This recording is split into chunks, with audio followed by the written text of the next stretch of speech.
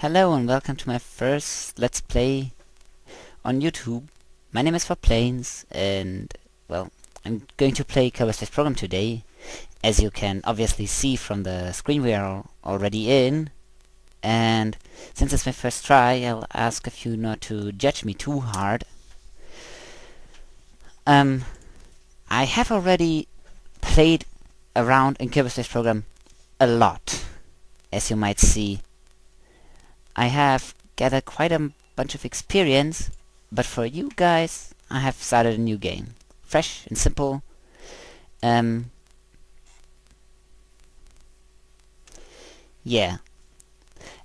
So this is the general screen you're looking at when you're going into an already made or newly made game.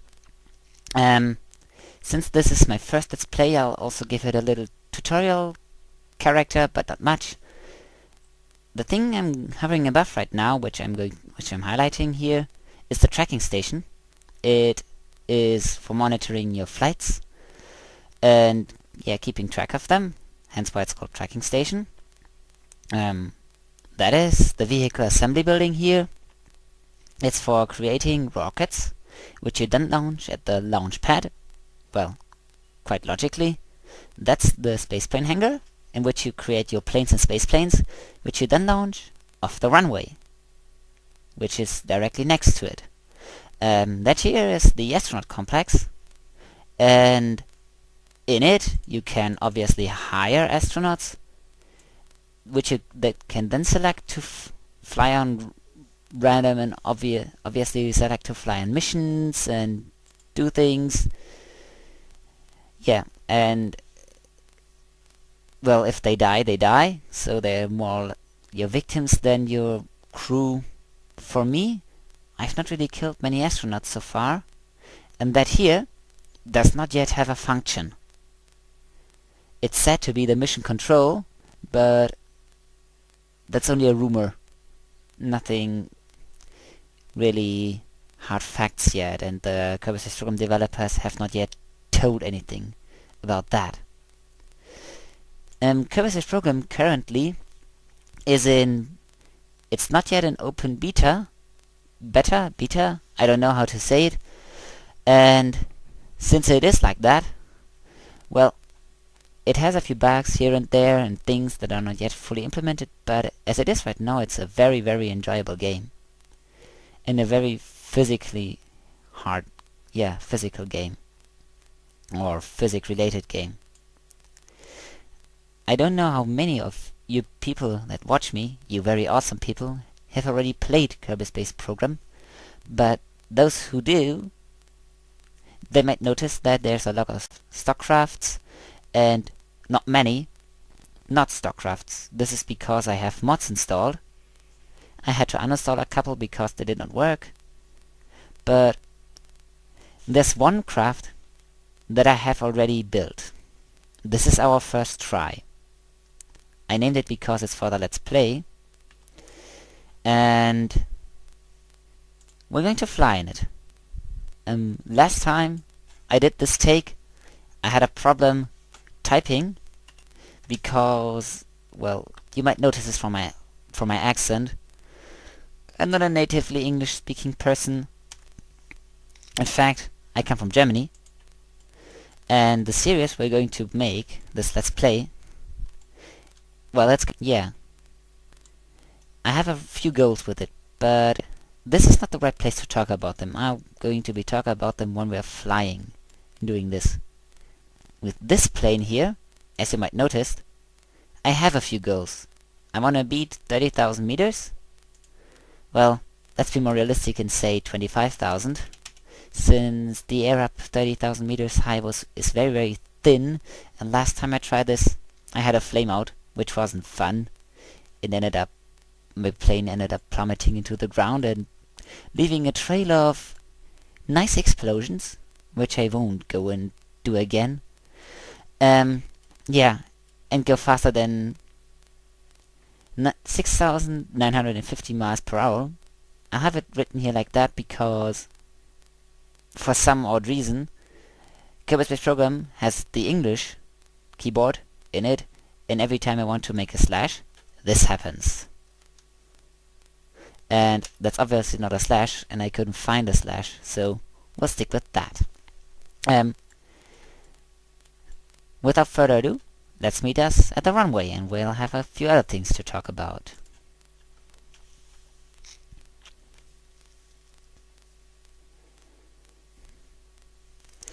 Yeah, we're now at the runway, as you see.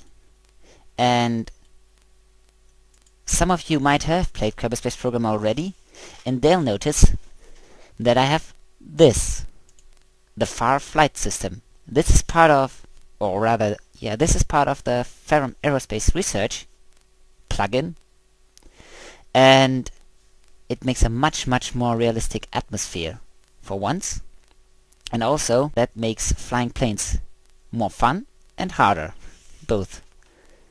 This plane also, as you see, has it has one stock part. This is the landing gear. My cursor's hovering above. This is because all of the other parts, or rather, it has two more. Yeah, the tail fin parts here. All the parts on the rest of the plane are from parts packs I downloaded, or parts I installed from pack independently. I currently have structural parts from the KW Rocketry mod, the parts from the B9 Aerospace pack, and parts from Tiverio's Pizzeria and Aerospace pack. And in some of the parts I cloned and played in their config files. But don't worry, I didn't make cheat engines. So they all have their drawbacks and advantages, and I made it to make the game more interesting and more fun for me. Well, that's all I'm going to say about the game, and without further ado, we're going to get started.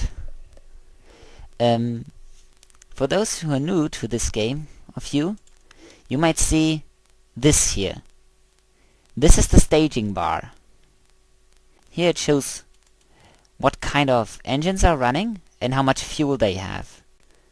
And this here in front of you is the nav ball. And this nav ball, well, once I manage to lift off, it is an artificial horizon, and as I accelerated, you might have noticed the additional yellow reticle that appeared, that is moving a little on the nav ball when I wiggle and waggle around the plane. That is the velocity vector. And when you fly planes in Kerbal Space Program with Ferrum Aerospace Research plugin, it's highly recommended that you try and keep the velocity vector near to your heading, since it models the atmosphere very accurately, well, more or less accurate, and therefore also the behavior of wings, that if they turn away too far from the actual heading and have a too high of an angle, they stall, and that leads to your plane falling out of the sky, which was what happened the last time I had a flame out. My plane would, well, behave irrationally and plummet in the ground with stalling, and I was unable to regain control. Yeah. The goal for this Let's Play series, which I already, well, mentioned, is going to be a Let's Fly. Which means that I'm going to try and make a vessel with some of the modified parts, of course, that is going... Oops, I forgot the gear. That is going to get me into orbit, and also, well, a flying vessel, a plane, and also 50 tons of payload, or rather, well, it should get one big orange tank and an RCS unit and stuff for refueling into orbit, which is, telling it in Scott Manley's words, the standard unit for refueling crafts in orbit. And when I'm able to get about 40 tons of payload into orbit, it also enables me to be very flexible with the kind of things I put there. So we can, in theory, make something to fly other places, like other planets, like Duna, which is a Mars equivalent, or to the Julian system, which is a Jupiter equivalent. Yeah, it's gonna be... yeah, first I'm going to try that, and then we'll see where it gets us and how it goes. This is the first test, and I'm very curious of how far I will get. Well, we've beaten one of the goals, as you might notice. We're now quicker, faster than 1200 meters a second, which I hope we would achieve. Or don't tell anybody else. I rather knew, because of how the engine behaves, of what I found out already in my many tries with the game. And in all honesty, it's as much as I hoped for. Let's try to get above 25,000 meters, which is, I think, going to be the bigger challenge. Or rather, let's get as high as we can. We're not going to get much faster, because turbojet engines with Ferrum Aerospace Research have the nasty, or not nasty, but interesting habit of topping or producing no thrust above 4.5 Mach, and we're nearing that quite quickly, or rather, we're nearing that, and I know that we're not going to get much more velocity out of this engine. But let's try and fly high. Well, turbojets like this have a interesting habit, or rather programmed habit, to have a flame out below 0.11 intake air, which sometimes makes it really hard to fly planes in Kerbal Space Program, cause intake air is very low. And FYI, I already put the most altitude and speed variable intakes onto this thing. The R&M variable geometry intakes, so that flame out would be very, altitude and speed, that I would not be very reliant on speed and altitude and stuff like that, and hopefully be able to fly very high. We did manage yet to get above 25,000, which I'm very happy about, and let's try and maintain it for a bit of time, and then I'm going to turn around and fly back, and we're going to land it. Well, we're dropping below right now, which is something... we didn't. Yes, we didn't. We're above 25,000 meters. We're keeping it. It's working quite well, and I'm quite happy about it right now. Let's turn around. Flame out again. I'm going to keep you updated on how our turnaround is going to work. I'll see you at the 180 mark on the artificial horizon. This is taking a really long time. Well, I've decided to lose some altitude, and this seems to have accelerated our, turning around.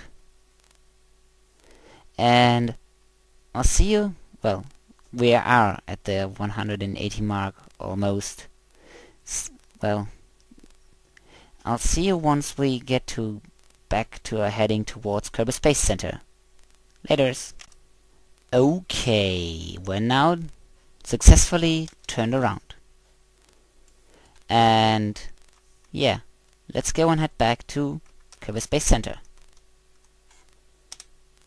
I'll see ya once something interesting happens at Kerbal Space Center. Or rather, on the approach to Kerbal Space Center. Bye. Laters. Well, I'm going to give you a progress update. We're now en route to Kerbal Space Center, which is where my cursor is pointing.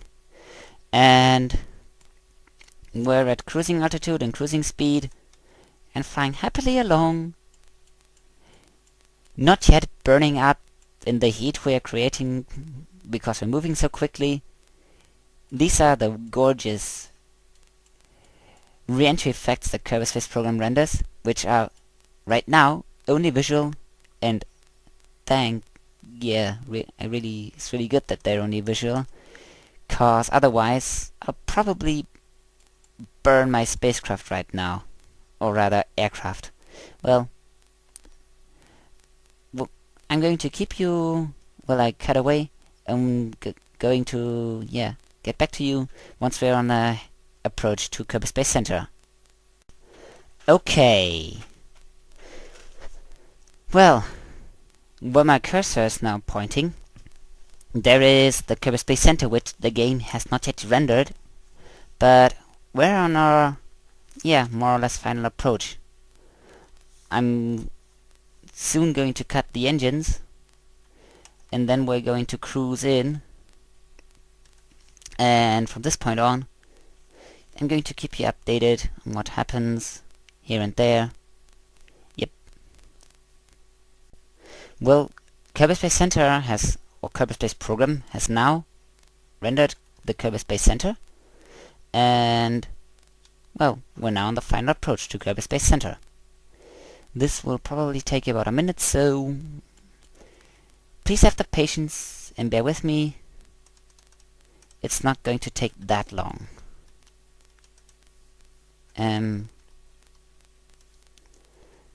I probably have told you, I told you about the aims I have with this series, so there's really no point in going over them again, but I'll just ask you to keep with me on this.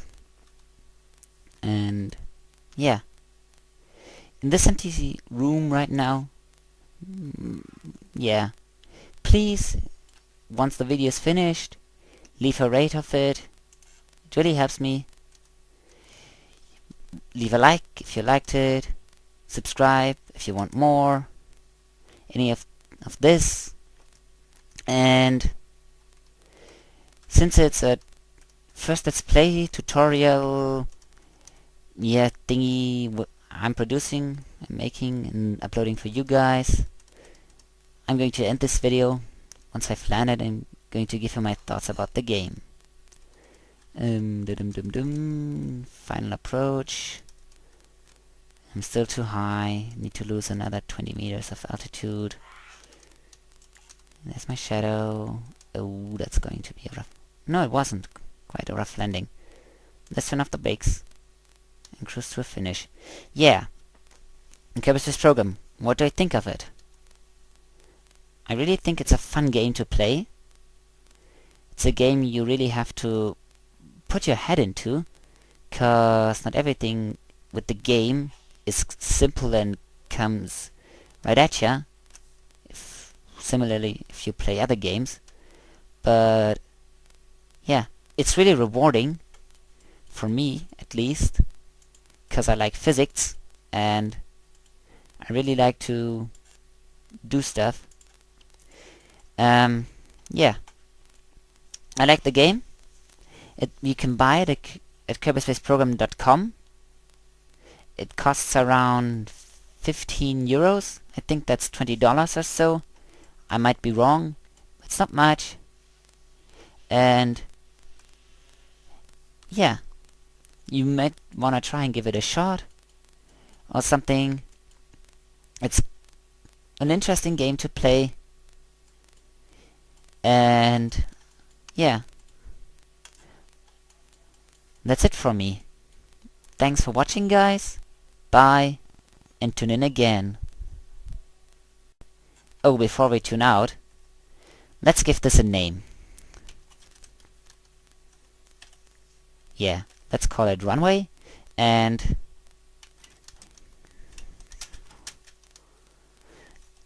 switching my...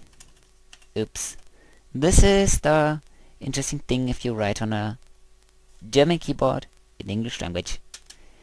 My first... Let's play. Play. Well, on a German keyboard, the Z and the Y key have switched places to the normal English keyboard. That's why every time I write a Y, this happens, and every time I write a Z, this happens. Yep. Well, thanks for watching. Bye.